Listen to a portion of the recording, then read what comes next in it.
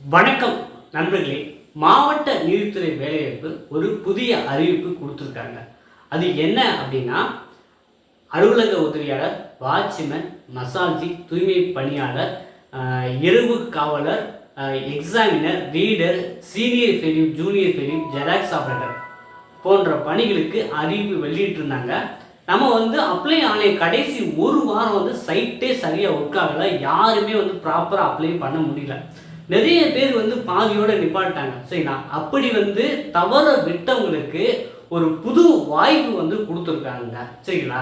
அப்போ நமக்கு ஒரு வாரம் விண்ணப்பிக்கும் தேதி கொடுத்துருக்காங்க. அந்த 1 வீக்கில் நம்ம அப்ளை பண்ணலாம். லாஸ்ட் டேட் பார்த்தீங்கன்னா 26/6. சரிங்களா? இந்த தேதிக்குள்ள நீங்கள் அது அப்ளை பண்ண தவறுனவங்க நீங்கள் அப்ளை பண்ணிக்கலாங்க. ஓகேங்களா? ஸோ இது ஒரு மகிழ்ச்சியான செய்தி.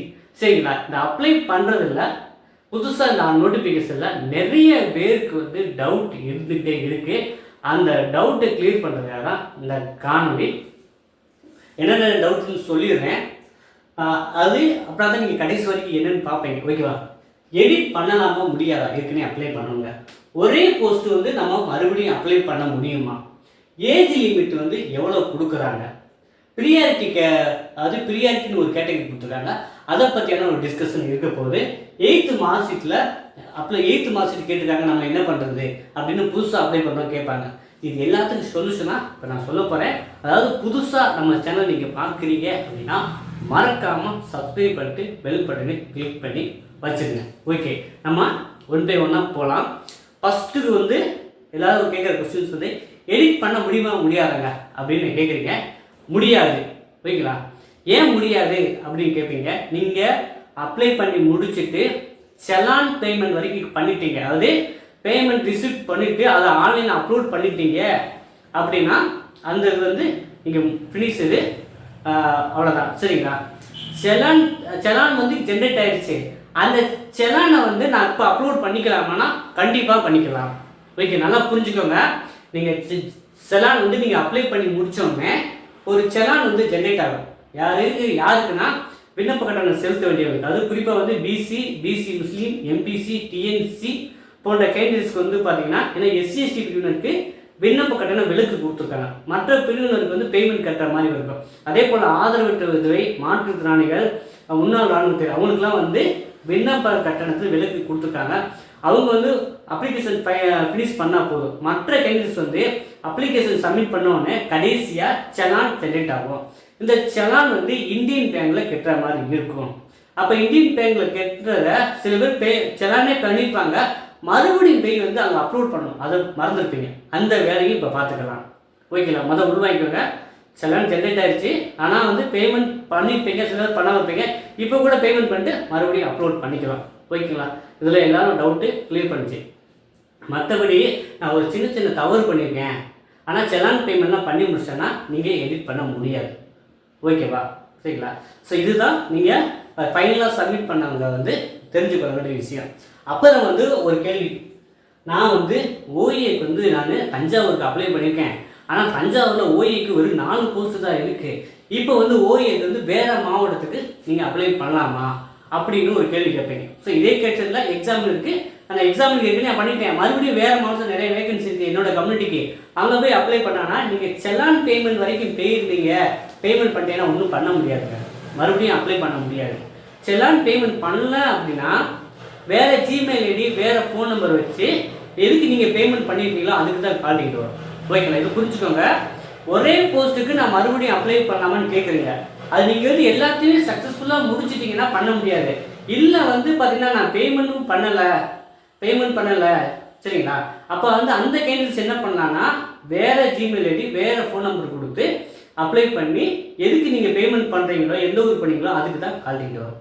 இந்த டவுட்டு கிளியர் ஆகிடும். சரிங்களா? அப்போ பார்த்தீங்கன்னா ஸோ மேக்ஸிமம் எல்லாருக்கும் உள்ள டவுட் கிளியர் ஆகிருக்கும். அப்புறம் பார்த்தீங்கன்னா புதுசாக அப்ளை பண்ணுறவங்களுக்கு டவுட்ஸ். சரிங்களா? புதுசாக அப்ளை பண்ணுறவங்க நீங்கள் நினைக்கிறீங்கன்னா மாவட்ட வாரியாக உங்கள் மாவட்டத்தில் உங்கள் கம்யூனிட்டிக்கு அட்லீஸ்ட் ஒரு 2 போஸ்ட்டு, ஒரு போஸ்ட்டுக்காச்சும் இருக்குதா அப்படின்னு பார்த்துட்டு அப்ளை பண்ணுங்க. சரிங்களா? ஸோ ஸோ உங்கள் கம்யூனிட்டிக்கு இடஒதுக்கீடே உங்கள் மாவட்டத்தில் இல்லை அப்படின்னா தயவு செய்து வேறு மாவட்டத்துக்கு கூட அப்ளை பண்ணுங்க, பிரச்சனையே கிடையாது. அது நான் சொல்கிறது புதுசாக அப்ளை பண்ணுறவங்க.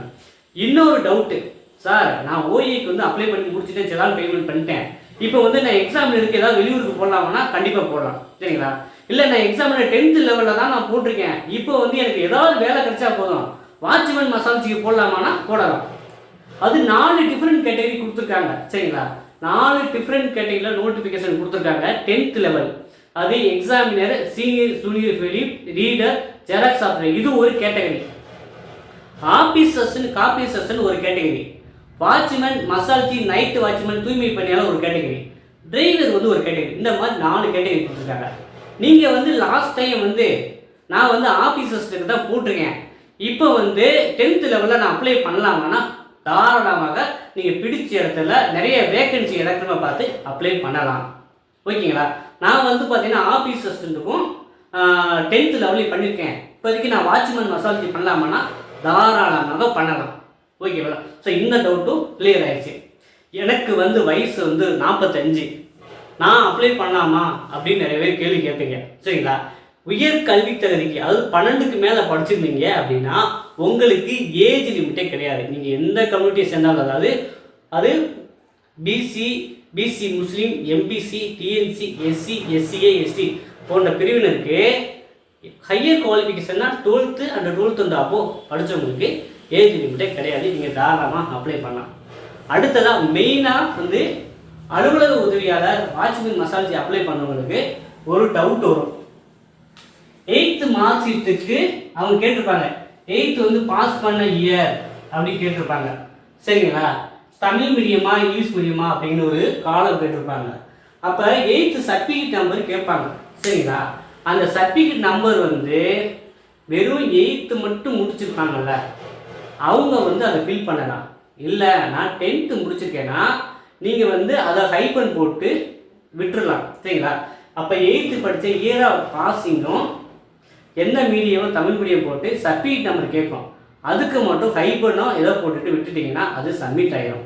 நீங்கள் வந்து பார்த்தீங்கன்னா 8th மார்க் ஷீட்டு இதுக்காக தனியாக ஸ்கூலுக்கு போய் வாங்கணும் அவசியம் கிடையாது.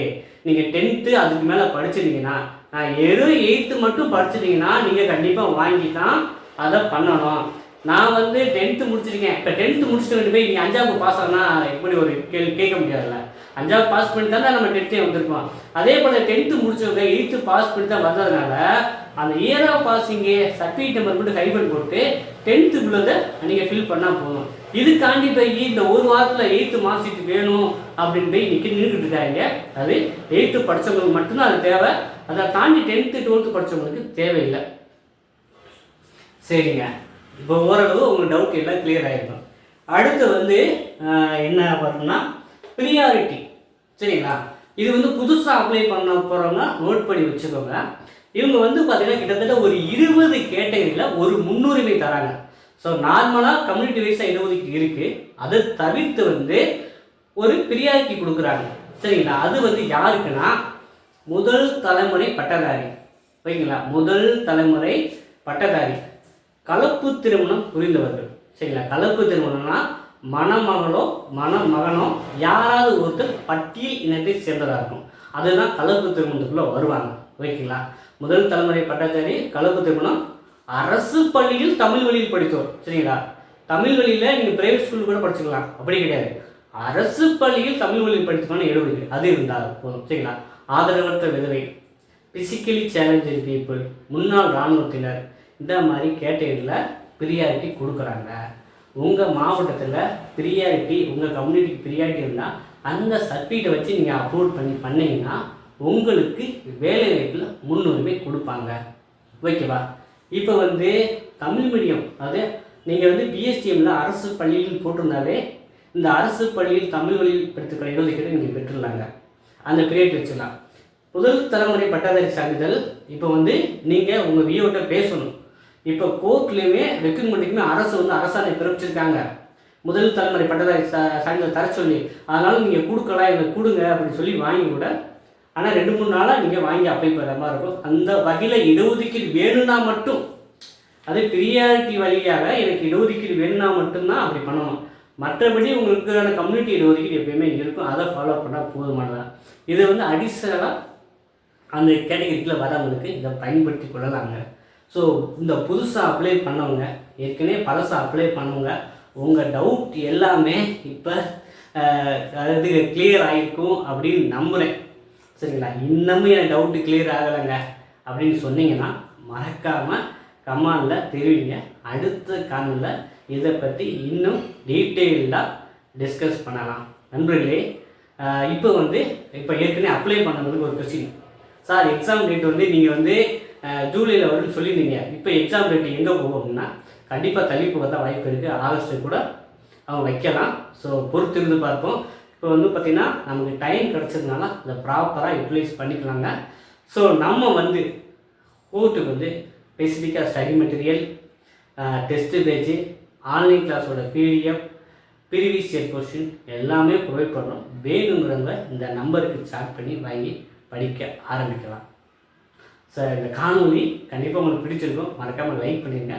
உங்கள் நண்பர்களுக்கும் தேவைன்னா அவங்களுக்கும் ஷேர் பண்ணி விட்டுருங்க. மீண்டும் அடுத்த காணொலியில் நாம் சந்திப்போம். நன்றி, வணக்கம்.